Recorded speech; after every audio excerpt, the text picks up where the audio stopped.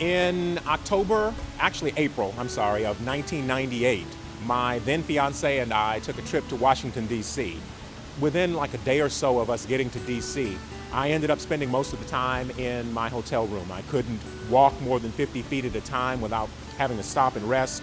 And I would go back to the hotel room at 10 o'clock and sleep all day long.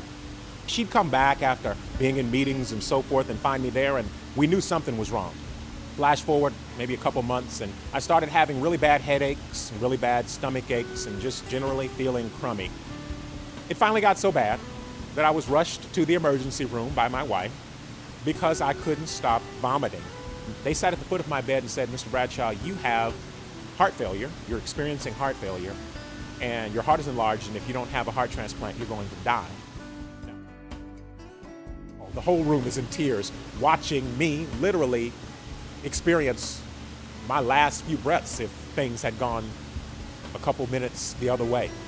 And for 2 weeks, I stayed sedated as they looked for, desperately, at this point I'm on the list, a heart for me. And a man in West Texas with 48 hours to live, for me, they tell me, hit a horse. And his family had made the decision to allow his organs to be donated. His heart was rushed from San Angelo, Texas, where he had had the accident, he and his daughter together, and was flown to Austin. Almost 12 years later, here I am telling this story now so that people will know that people like me, just regular folks, ordinary people, I'm just a dude, we wouldn't even be here to tell this story, to have helped raise 3 daughters with my wonderful wife, to watch 4 grandkids be born.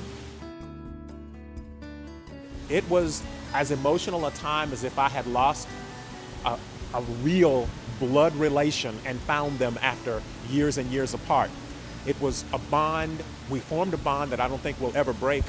The wife, before we left, after spending hours together, their family and mine, asked, "I have one more thing to ask of you, Lemuel." And I said, "Anything, you can ask anything." She says, "I want to listen to your heart before you go."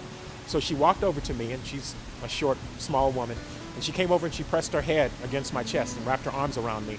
And I wrapped my arms around her, and I could feel her sobbing in my arms as she listened to her husband's heartbeat.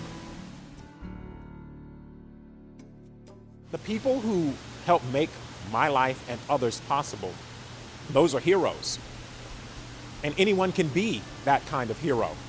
We're not wishing that anybody would die by asking them to be donors. But the reality is that people are going to die. And the only good thing that can come out of that in some cases is that somebody else can live. We can't thank you enough for allowing us to live one more day with the people that we love. You're heroes to me.